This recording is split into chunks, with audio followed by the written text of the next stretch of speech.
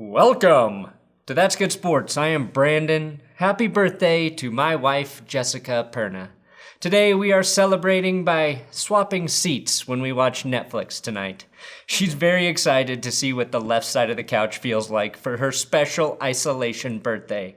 And boy, oh boy, will she be enthused when she tears open my isolation-themed birthday presents.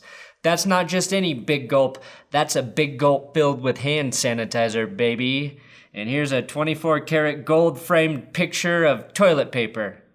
Toilet paper we used to own. Other than that, as long as I don't call her a turd, like Rex Ryan called Amari Cooper on ESPN, it should be a fun evening. Turd. The Cowboys signed Alden Smith, and some people want Joe Buck to narrate their sex tapes. I'm here to discuss the important sports news. It's good sports.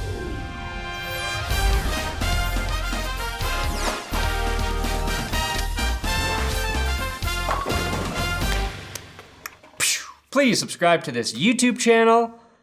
It's free.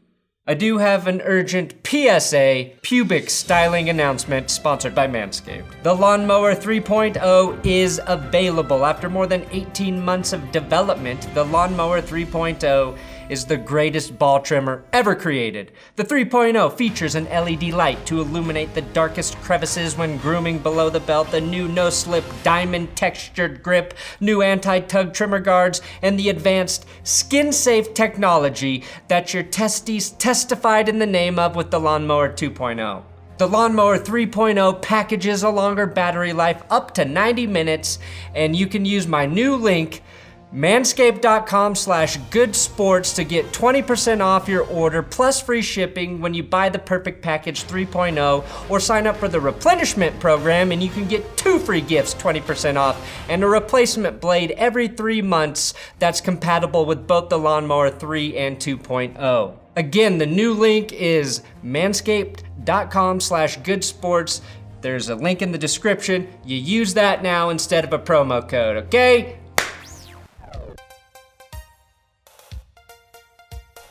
All right, Rex Ryan.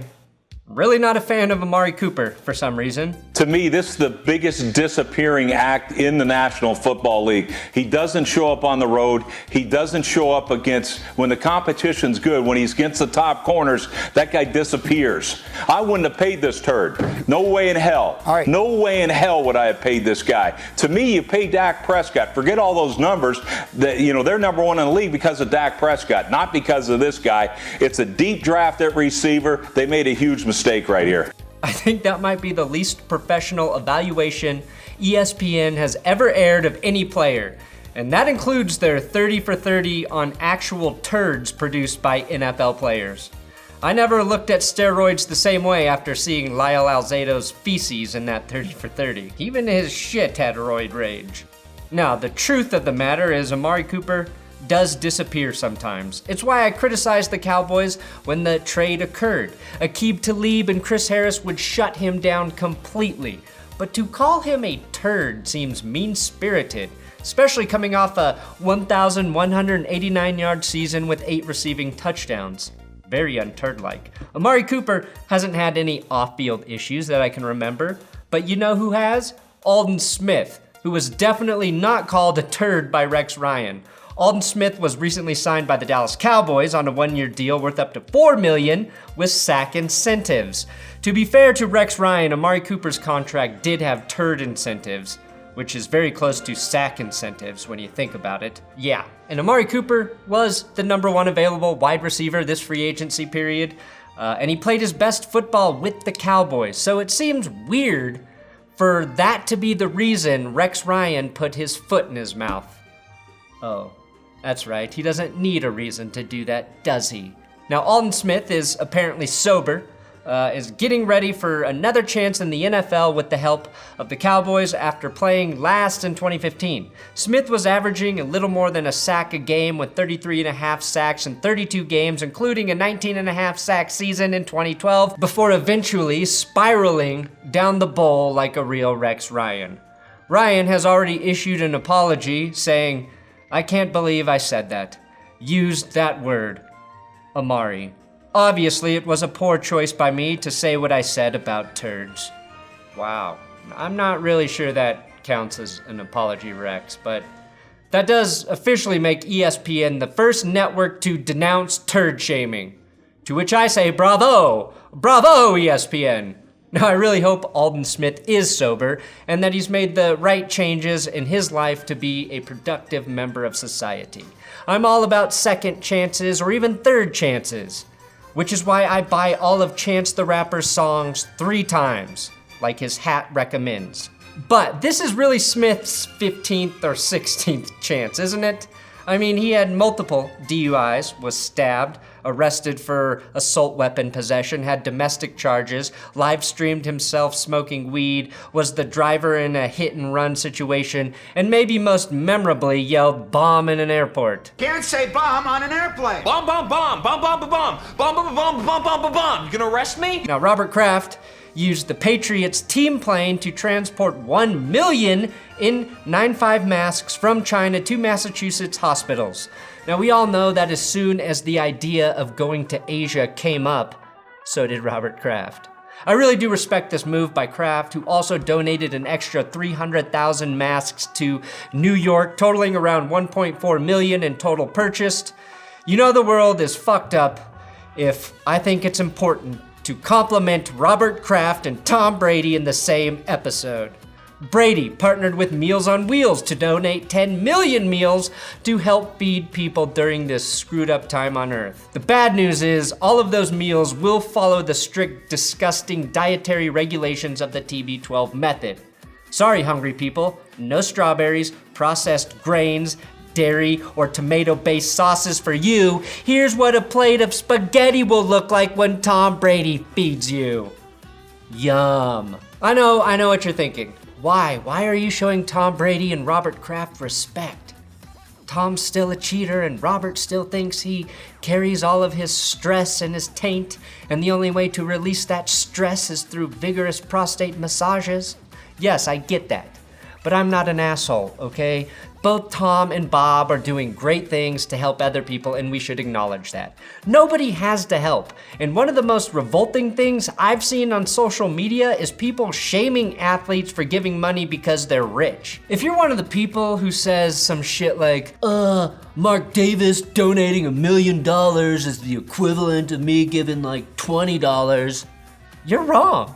That's half of Mark Davis's net worth. That's a big donation for Mark. Now, I respect every single person trying to help right now. Also, this is a great opportunity for me to look like a nice guy by commending Kraft and Brady. When people say, "What did you do to stop the coronavirus, Brandon?" I can look them right in the eyes and from the bottom of my heart say, I complimented Tom Brady and Robert Kraft. It nearly killed me, but that's what I fucking did to help find the cure, god damn it. That's what I did. Now, new Buffalo Bills receiver Stephon Diggs has the weirdest workout routine I've ever seen. This is great if Stephon Diggs ever starts a second career as a yo-yo. I couldn't see any true benefit to this exercise until I heard what music was playing in the gym at the time. I get knocked down, but I get up again. You're never gonna keep me down. Stupid. LSU head coach and former linguistics coach for Patrick Mahomes, Ed Orgeron, has filed for divorce from his wife, Kelly. Are we sure, though, that this isn't just a misunderstanding and his wife heard divorce when Coach O really said, I want a dog? He's kind of hard to understand. I was screwing 99, I was screwing 49. Yeah. Now this might come as a surprise, as a shock to LSU fans, until you go back and you learn that Ed Orgeron once gave his wife cash for her birthday. That's right, just straight cash, wifey. I'm surprised the marriage lasted this long, and it's still smarter than when Odell Beckham Jr. was handing out cash to LSU players after the national championship. People are also sending Joe Buck their sex tapes to narrate, for some reason. This started after Fox posted a tweet of Joe Buck narrating people's videos from the random shit we are all doing while being stuck at home. Little play fake. Jab to the left, now breaks a tackle, breaks another tackle. Is the turquoise ball ever going to be caught? That's the question. It's getting tighter. It looks like a 4-marble race. Oh, we've had an accident, and now the turquoise ball is behind. Now he's got it. A bullseye. It's happened. Tom Martin has stunned himself. And two-handed. Whoa! Wow! Back into his face, and now Adam doesn't feel so good. Sorry, I love you. Kiss. Life's hard. Suck it up. That's just the way things work in this world. Again. That was great, but Joe Buck is more known for putting people to sleep with his words. I think we need somebody with a little more excitement for a sex tape narration. If I ever release a sex tape, and maybe I will if my Patreon hits $1 million, it will be Gus Johnson on the call. I'll also be adding visual effect enhancements. I mean, once you think about Joe Buck narrating a sex tape, you can't really unthink it. Mitchell. Disgusting act by Mitchell. Honestly, I think Chris Collinsworth is much more suited for this type of work. He had like a swollen balls. It takes a young body to be able to contort like that. I mean, there's so much talent in that body. When you're coming in there is a good chance that you're going to be very hard. It just creates openings, the loose ones. Now the Raiders couldn't get a deal done with corner Eli Apple. Yeah, Mike Mayock said if they wanted to spoil the bunch, they'd just sign Antonio Brown again. He went on to say, an apple a day keeps the Lombardi trophy away. John Gruden did note that the contract demands were rotten to the core. Plus, Eli Apple, much like Richard Sherman, only plays on the left side of the field, making him a real apple cider. An apple left cider. Too much. But seriously, talking about Eli Apple and Richard Sherman in the same breath is a real apples to oranges comparison. What? None of you watched into the video this far. And finally, the Denver Broncos have promised that their season ticket holders will be issued a refund or future credit in the event that games are canceled, or presumably if they are held without fans. Personally, I think if that's the case, teams should auction off the opportunity to be the only fan in the stadium during games. Players will hear everything you yell at them, there will be no lines for beer or for the bathroom, and you'll never block anyone when you hold up a stupid sign you created with the crafting skills of a 9-year-old. It is the perfect viewing experience. If the Broncos sent out this memo though, it means they are preparing for shit to hit the fan or come out of Rex Ryan's mouth, as uncertainty lies ahead for the 2020 NFL season. The NFL finally gets their 17th game, and now there's a good chance the season will be shortened or not played at all. Irony.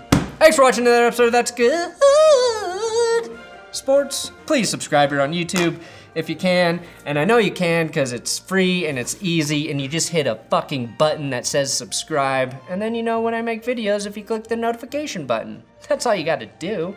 Thanks.